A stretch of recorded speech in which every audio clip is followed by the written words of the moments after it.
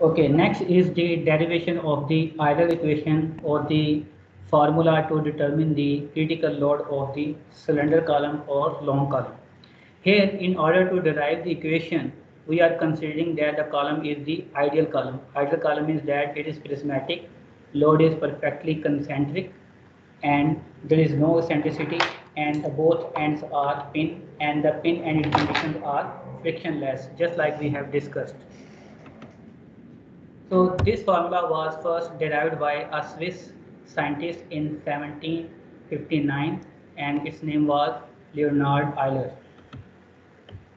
Okay, let's suppose we are having a column whose length is equal to L and its both ends are referred as A and B. And B is the pin ended and end A is the roller.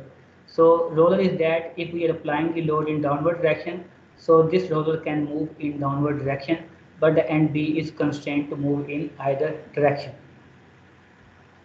So if at the start we have to consider certain coordinate system, so we are assuming the point A as a origin, and we are considering the x distance starting from the A in vertical direction and y is the distance from the origin A in horizontal direction.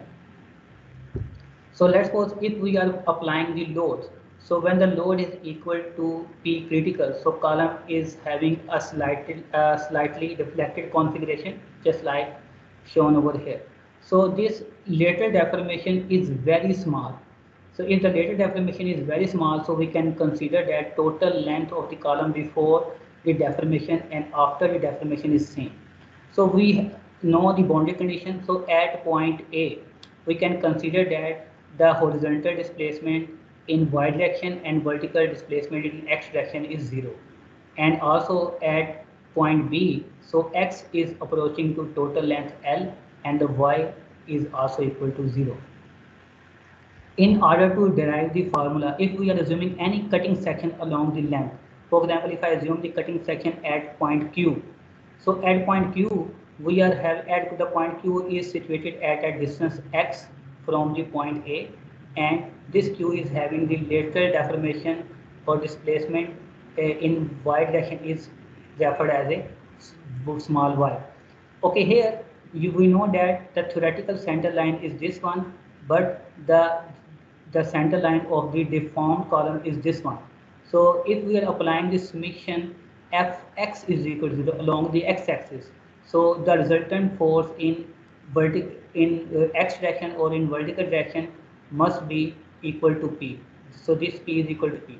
So next is that if we are assuming that summation of the moment equal to 0 about point A, then this force P is supposed to produce the moment in counterclockwise direction due to the eccentricity of the center line before the deformation and after deformation. So the difference of the two center line is equal to y.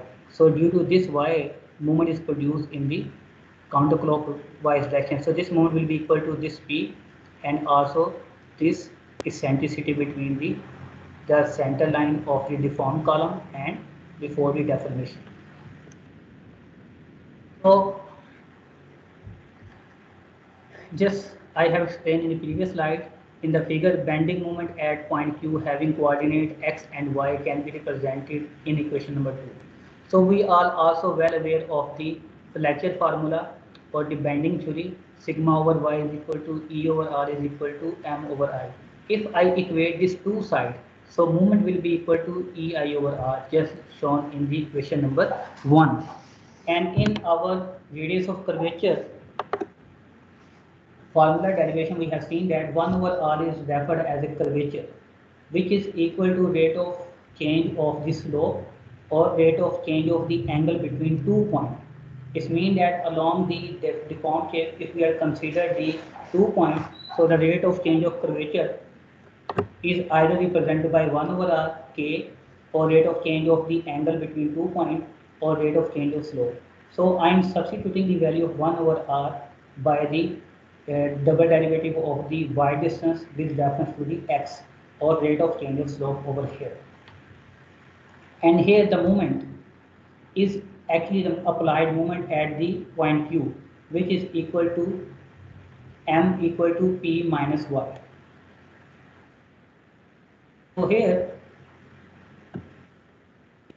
moment actually is equal to p multiplied by the moment arm with reference to the theoretical center line. Okay, here why I am considering this moment as a negative. Actually, this curvature is produced in positive x-axis or in the positive direction. So curvature is positive. But if moment is causing the tension on the right side, then the moment is negative.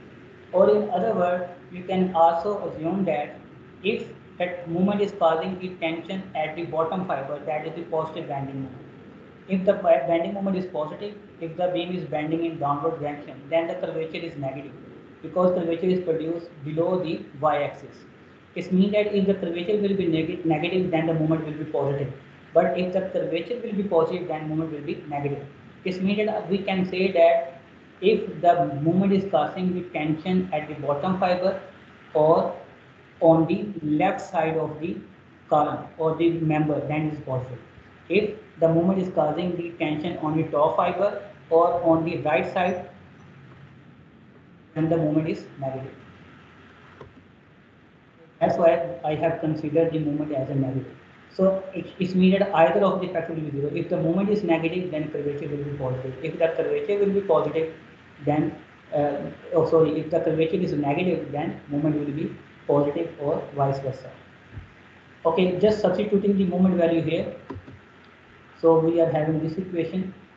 So simplifying the equation, we will bring this factor to the right side. So and also we will divide the entire equation with EI value. So we will have the equation number 3. So in this equation number 3, this parameter P over EI, that is a constant. Just to simplify this, we replace this 3 constant into a single constant, which is referred as a K square. So it could be any constant, just we want to make our derivation simple, so we are substituting the P over EI as a K square. Substituting, we are having this equation. Okay, this equation, if we look at this equation, this equation is the homogeneous differential equation. So what is the homogeneous differential equation? Where the variable and their derivatives and their summation are equal to 0. Summation of the variable and their derivative, if they are equal to 0, equation is referred as a homogeneous differential equation. And for the homogeneous differential equation, we are having a general solution which is equal to y is equal to a constant into sine kx plus another constant into cos kx. So this constant may be a, this constant may be b, or instead of c we can use the constant a1, and instead of d we can use the constant a2. So I'm using the constant c and d.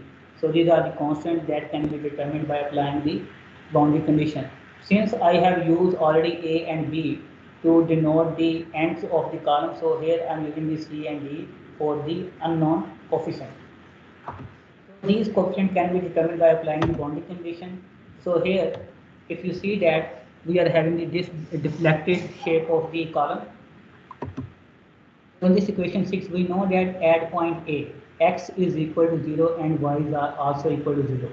So if we are substituting the x value and y equal to 0 here, so sine 0 will be equal to 0, so this entire factor is 0.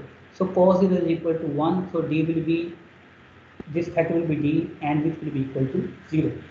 So by applying the boundary condition at point A, we have come up with the fact that d must be equal to 0. But if we will apply the boundary condition, second boundary condition, so when x will be equal to L, again y is equal to 0. So this parameter d is already 0, so this factor will be 0.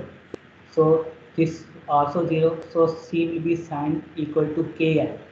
It means that in this equation 7, this right side will be equal to left side, either c is equal to 0 or sine kl is equal to 0. Okay, c cannot be equal to 0. Why? Because if c will be equal to 0, so this entire factor is 0, so d is already 0. It means that y will be 0 regardless what is the x value.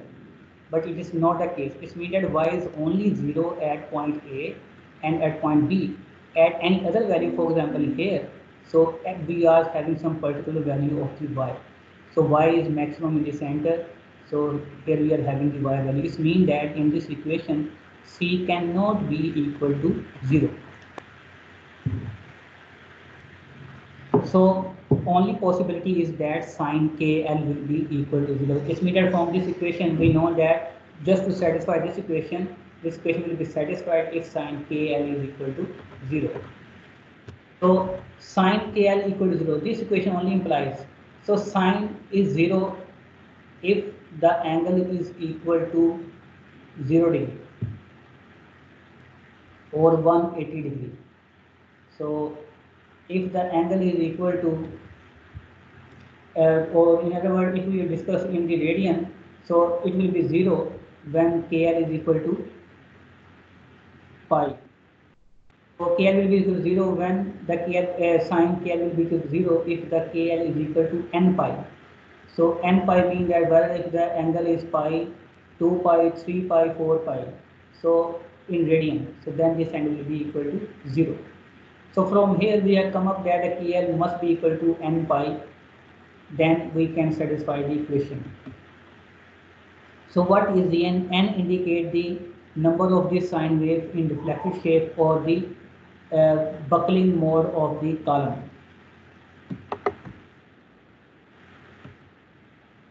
So in this equation, we already know that k square is equal to p over ei or k is equal to under root p over ei. If we are substituting the value of the k back to this equation number 9, so we are having this equation. So after taking the square of the both sides and simplifying, we are having the p square is equal to n square pi square ei over l square. Okay, here, so this is the load of critical load of the column, and this load value will be minimum if the n value will be less. So n value is always lesser, the lowest value of the n is equal to 1. This means that whenever the column will buckle, it will always buckle corresponding to the n value is equal to 1, corresponding to the lowest buckling shape. So n2 will only occur bracing in the center. If we are bracing in the center, then we cannot attain this shape, then we are having this shape. If we are bracing this member at 2 points, then we are having this bracing shape. This means that if we are bracing in the center, load will be exceeded to the 4 times. If we are having 2-point bracing, then the critical load is increased by 9 times. So the lowest load value occurs when the n value is equal to 1. So if we are substituting the n value equal to 1 over here, then we will have the lowest load value, which is referred as a P critical. So the critical load of the column can be determined by this parameter, which is pi square ei over L square. So it means that critical load of the column is directly proportional to the I value and inversely proportional to the length square, and also directly proportional to the P value. So this equation 11 is called the Euler formula or the Euler critical buckling load formula. So this formula is only applicable for the long column or the cylinder column. So we can also modify our equation number 6, which is equation of the elastic curve. This equation was C sine kx plus D sine cos kx. So D is equal to 0, so cos parameter is equal to 0. So we are having y is equal to C sine kx, which is applicable for the entire equation. So k value is equal to P over Ei. Actually, I told you that the buckling in the column will only occur when the load value is equal to P critical. If the load value will be less than P critical, column will be perfectly straight, so it will never undergo any deformation. So a slightly deflected configuration will only be obtained if the load will be equal to P critical. This means that this equation 6 is only applicable if we are using the P critical over here. So substituting the value of the P critical over Ei, we are having equation number. And further P critical, we know that P critical is equal to pi square Ei over L square. So 1 over Ei, x over Ei will be remain as it. So after simplification, y is equal to sine pi x over L. So you can further verify this question. If x is equal to 0 or x is equal to L, y will be equal to 0, which is the boundary point. So y will be maximum if x is equal to L by 2. So which will be sine pi by 2. So we are having the maximum value of the y in the middle of the column.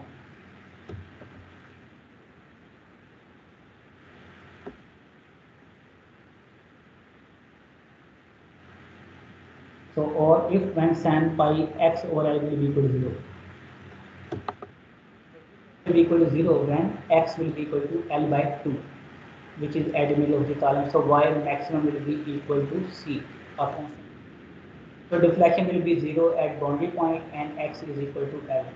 And further, this equation is only applicable if the load is equal to P critical. If the load is less than P critical, then equation number 6 is not applicable, because the column will never undergo any deformation, because buckling will occur when the load will be equal to P critical.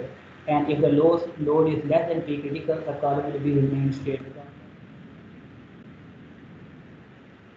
And further, we know that we have to revise our basic definition. Effective length. What is effective length? Effective length is the length of the column corresponding to the half sine wave, or this is the length of deflected column between the 2 points of contraflexion. Point of contraflexion where the negative moment came to the positive bending moment. And how we can determine this effective length? So effective length can be determined by multiplying the total length with the effective length factor, K.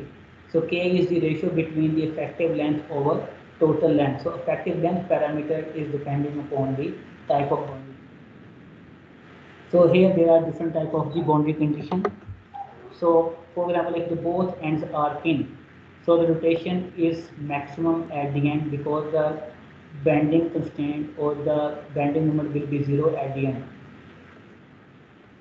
So here the moment is 0, so where the moment is 0 is referred as a point of contraflexion. So the length of the actual column will be equal to total length. The lateral deflection is very small, so we can consider that total length is equal to the effective length. So K value is equal to 1. So P critical will be equal to pi square EI over L. So if we are substituting the LE value equal to total length, if the both ends are fixed, then these are the point of contraflexion where the negative moment change to positive pendulum moment, or this is the point between the sine wave, half sine wave. So a sine wave is having two crests and two trough points. So it means that this length between the 2 points of contraflexion is equal to half of total length. So K value will be equal to half.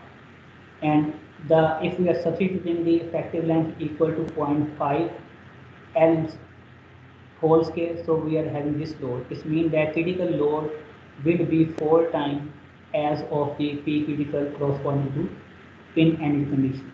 If one end is pin and one is fixed, so this is point of contraflexion where the bending moment is 0, and the bending moment is 0 at this pin end spot.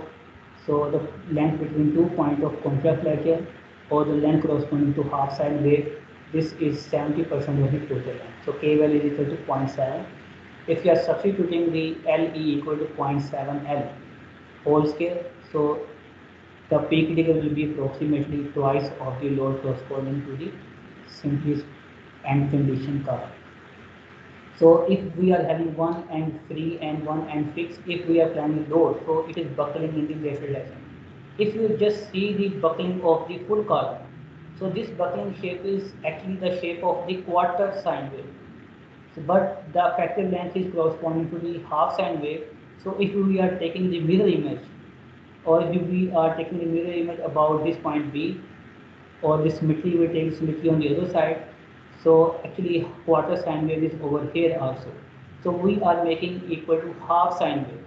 So if the quarter length is equal to L, then the length of the half sine wave will be equal to 2L.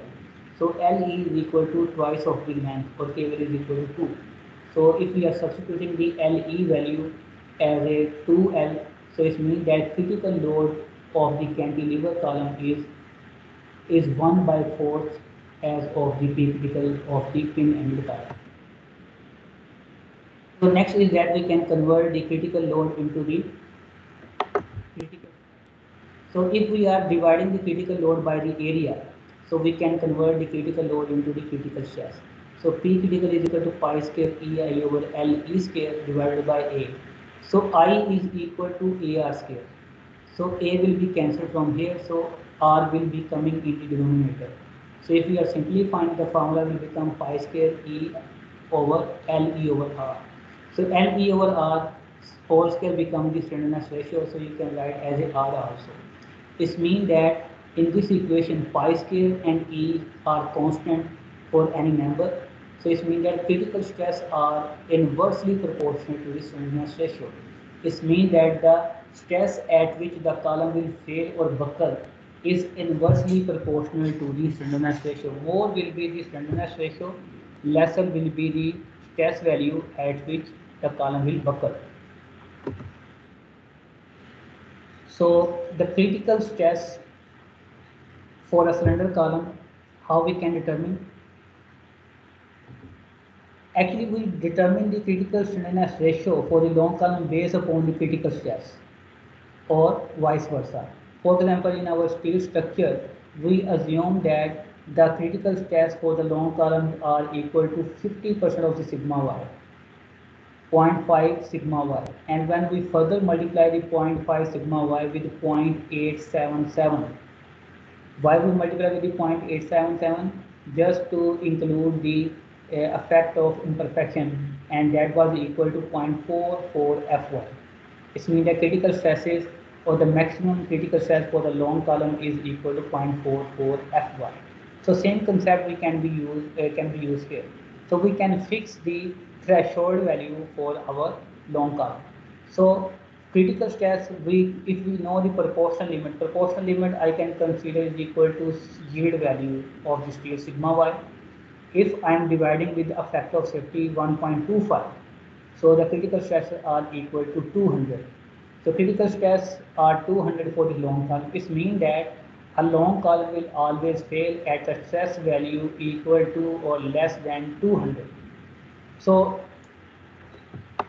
in this equation, if I substitute the value of the sigma critical as 200, pi square is constant. If I am assuming this is steel, E value is 200 megapascal. If I want to determine the slenderness ratio, so slenderness ratio will coming out to be 100. It means that all columns which are having the slenderness ratio more than 100 will be the long column, and if the slenderness ratio will be more, so critical stress value will be less than 200.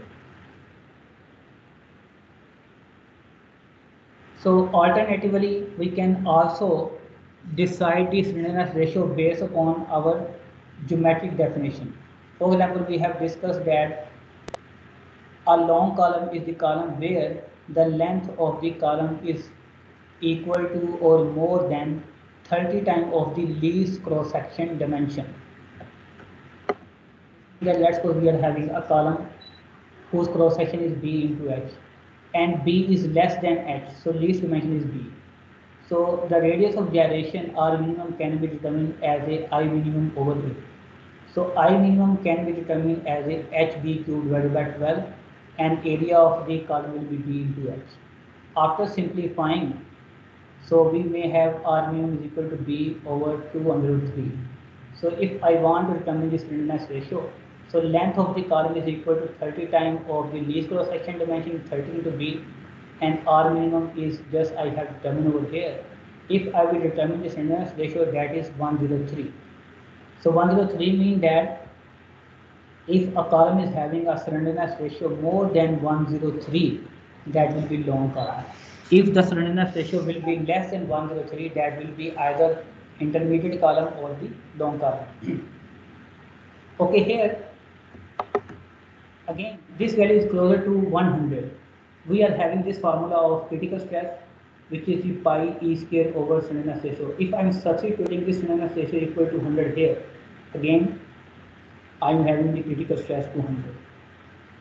This means that I can either assume the critical stress and I can determine the corresponding critical slenderness ratio, or I can fix the critical slenderness ratio and I can compute the corresponding critical stress for the long column.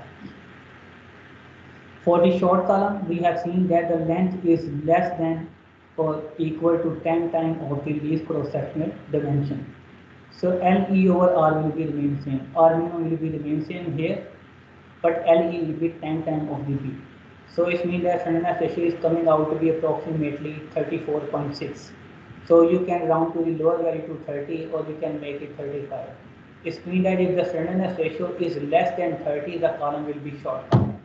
And if the slenderness ratio will be more than 30, then the column will be intermediate or the long column. Our intermediate column is the column which is having slenderness ratio between 30 to 100. Slenderness ratio is more than 100, column is the long. Slenderness ratio is less than 30, column is the short. And if the slenderness ratio is between 30 to 100, it will be long column. So this is the example problem. I will leave this problem for you to solve. It's very easy. I will just explain how to solve this. We are having a steel bar of a rectangular cross section whose dimensions are 40 into 60 millimeter, and it is pinned at both ends and is subjected to the axial compression. And if the proportional limit of the material is 230 megapascal and E value is 200 gigapascal, number 1A, determine the maximum length for which the Euler equation may be used to calculate the buckling load. And number 2, for the same column, determine the Euler buckling load if the length of the column is equal to 2. So here the summary of the data. Area is B into H 4 into 60. Proportion limit is given, E is given, so unknown is length. So it means that you know the formula of the critical stress, which is equal to pi square E over slenderness ratio. So slenderness ratio can be LE over R. So R minimum is equal to I minimum over area. So the I minimum will be equal to 60 into 40 cube divided by 12. So you can determine the length simply from here. And in the second part, if you know the length, you know the sigma y, you know the cross section, you can determine the P critical from simply from using the Euler equation. However, I will show you the solution of the example problem 10.1 that I have taken from the book Beard and Johnston. So the length of the pin end column is equal to 2 meter. So it is a scale, it is having a scale cross section which is made of wood, and wood is having the modulus of elasticity 13 gigapascal. The allowable stresses are 12 megapascal, and we have to use the factor of safety 2.5 in computing the Euler critical load for buckling. And we need to determine the size of the cross section if the column is subjected to the safe load. It is subjected to the column is safely supported the load of 100 kN and 200 kN. Two problems. In problem number A, safe load is 100, and in problem number 2, safe load is 200. So data summary of data is here. Allowable 12 megapascal, E 30 gigapascal, K1 is equal to 1 because both ends are pinned. Factor of safety is 2.5, total length is 2.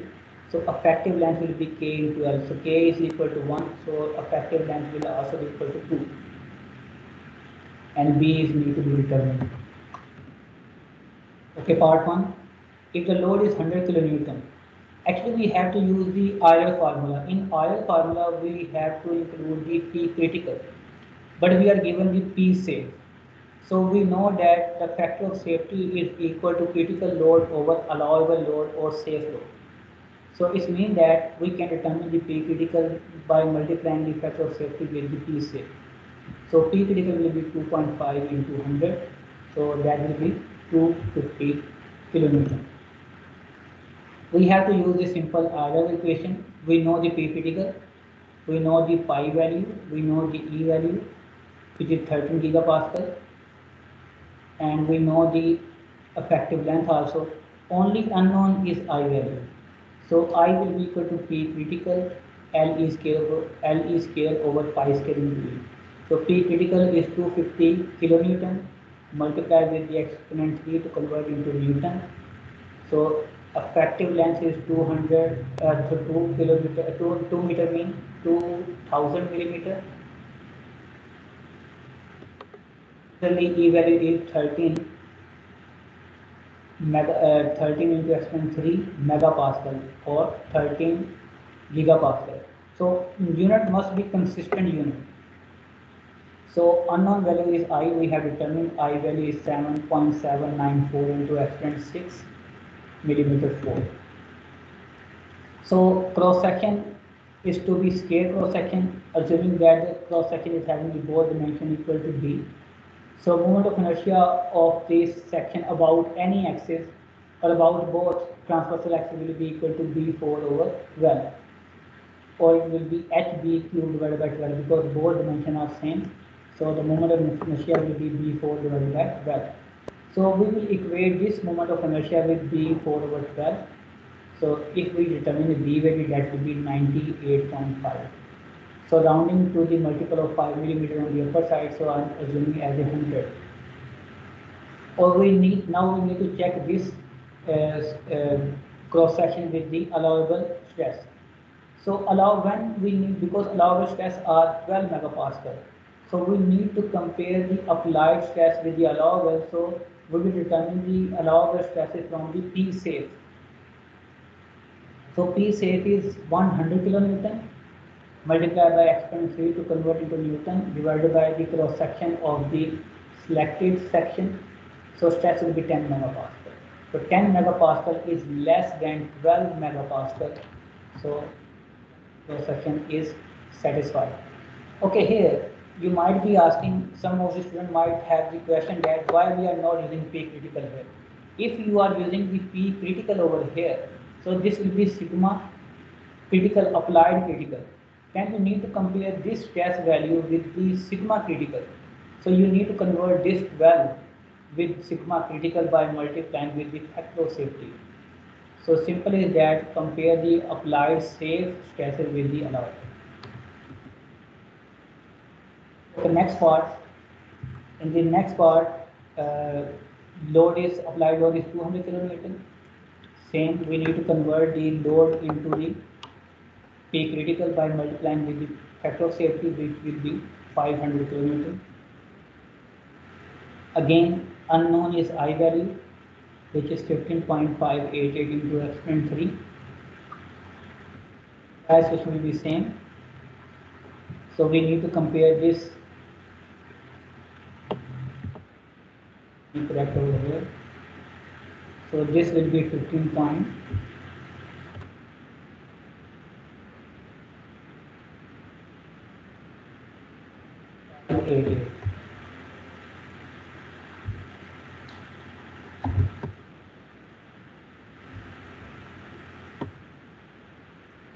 So if we will determine the B value, it is coming out to be 116.95. Rounding to the upper side in a multiple of 5 millimeter. So selected dimension will be 120. Checking the applied stress. So P applied will be equal to P say 200 kilonewton divided by the area, which is 13.89 megapascal. So applied stress are more than the sigma allowable or sigma safe. So which is more 12. It means that required dimensions are not safe. So it means that now we will. It means that design will be based upon sigma allowable or sigma safe.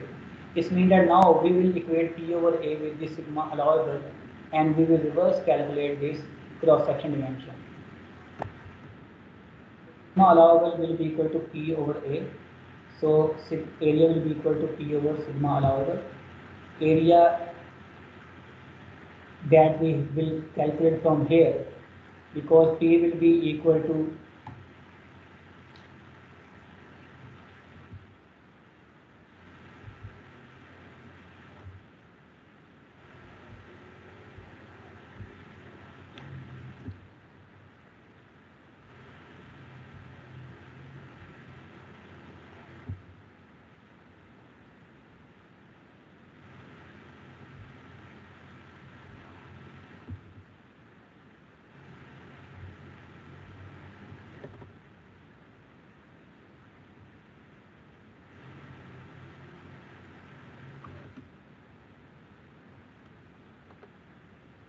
here E square divided by sigma log.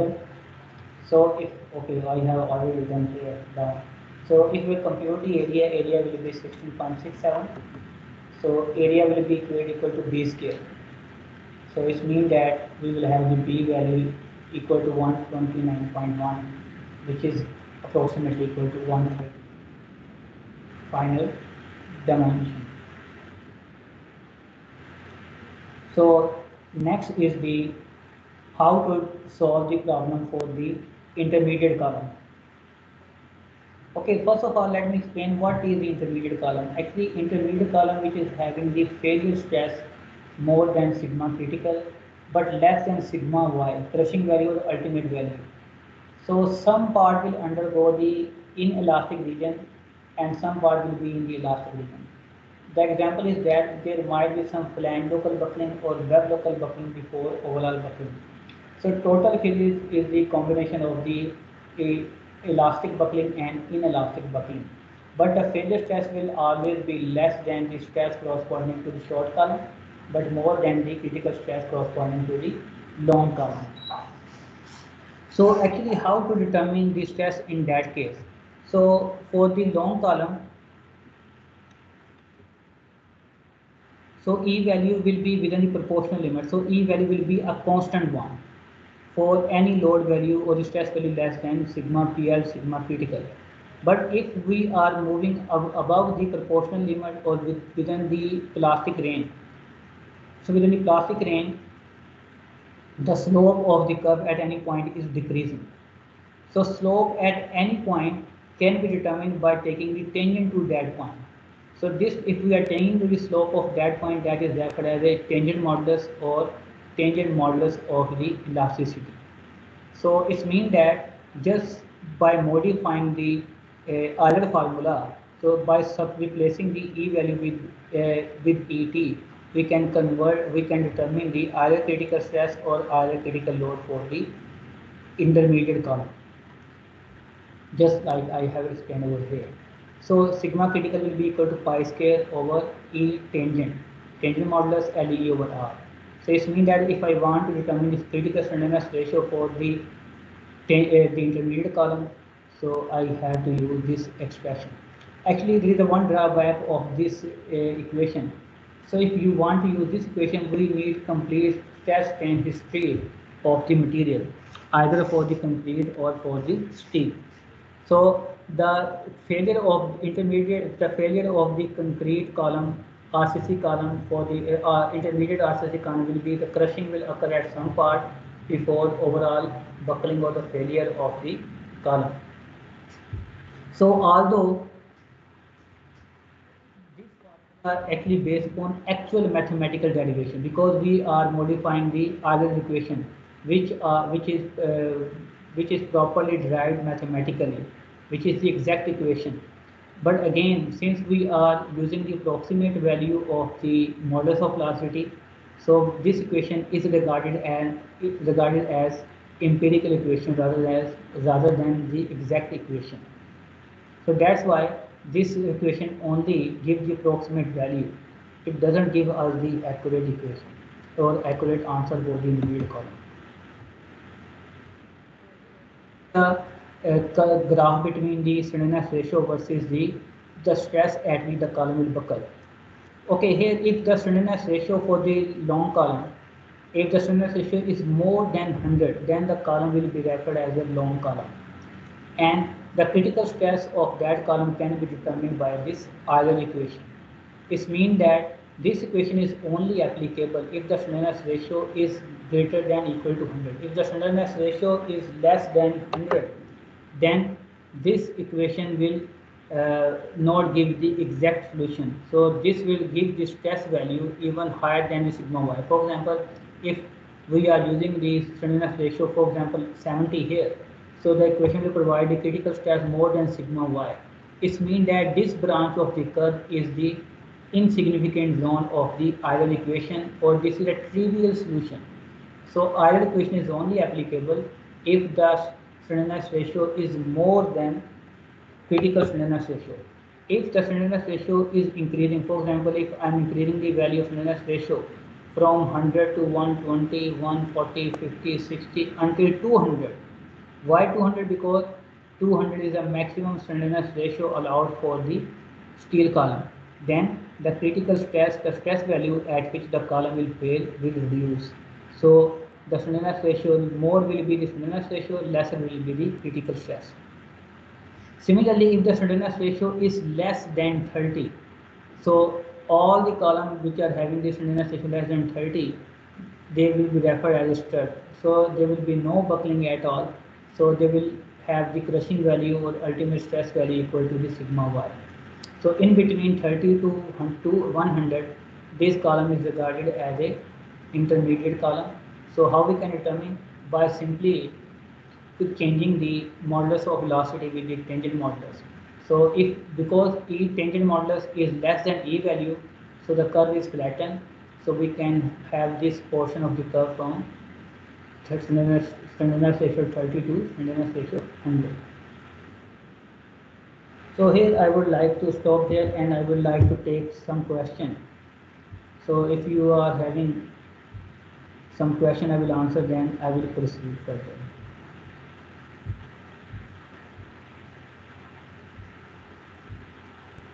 So here gentlemen, I am going to stop my lecture for today. So here I will take your question. If anyone is having the question, just raise the hand so that I can take the question.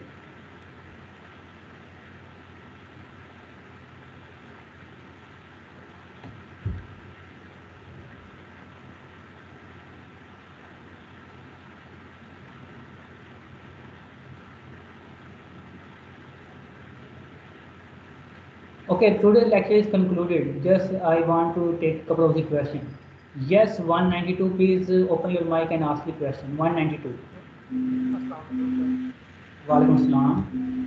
Sir आपने हाँ ना जी. वो P critical का बता रहे थे कि अगर हमने सपोज किया कि हमारी जो कैपेसिटी है वो 250 है, तो उसकी जो पी क्रिटिकल है उसकी वैल्यू हमारी सपोज कर ली कि 101 है, तो हम ये फुल कैपेसिटी अचीव कर सकते हैं अपनी ज्योमेट्री वगैरह सेट करके? नहीं नहीं नहीं, उसमें एक्चुअली फिर आपको उसकी स्लैंडरनेस रेशियो बड़ी कम करनी पड़ेगी. एक्चुअली मैं आपको बताता हूँ, लॉन्ग कॉलम जो है ना, long column will always fail with in the elastic limit and the flexure effect will be dominant. There are two methods. Actually, if you want to increase the load carrying capacity of the column, so you need to reduce the slenderness ratio. For example, I want to say that the yield strength is 250. Okay. Yes sir. Yes sir. So let's suppose I want that the long column that I want to design, it must have the critical stress value 150, not 100. You Yes understand sir. me? So Yes I sir. fix this value. I fix this value 150. So I am having the formula of the critical stress. Critical stress is equal to pi square E over slenderness ratio square. You understand this formula? Yes sir. So it means that if I am fixing the critical stress at a 150, so what is unknown slenderness ratio? If I will determine the slenderness ratio, then the answer will not be equal to 100. The answer will be 75 maybe, or any value. It means that now my long column is the column which is having the slenderness ratio more than 75, not one more than 100. You understand? So Yes it sir. means that this threshold is specified by the code.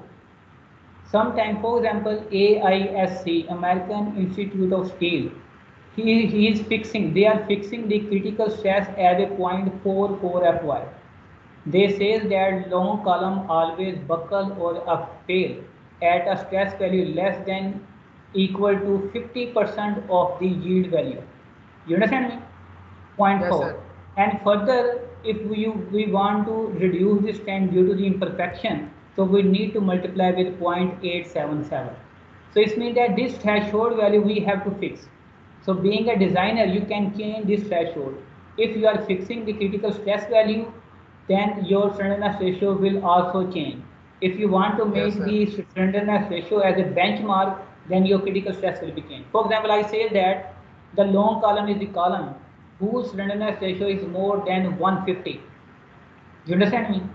If I Yes am sir. using the formula sigma critical is equal to pi square E over 150 square Srenivas ratio. So my sigma critical will be changed, and now this sigma critical will be much lower value. Okay. Okay. Okay, sir. Yes, sir. Okay. Okay. Any question?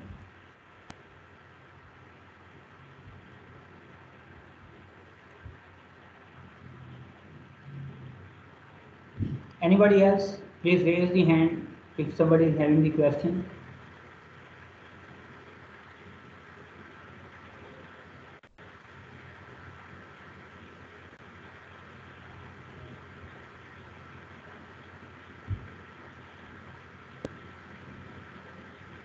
So I presume there will be no question.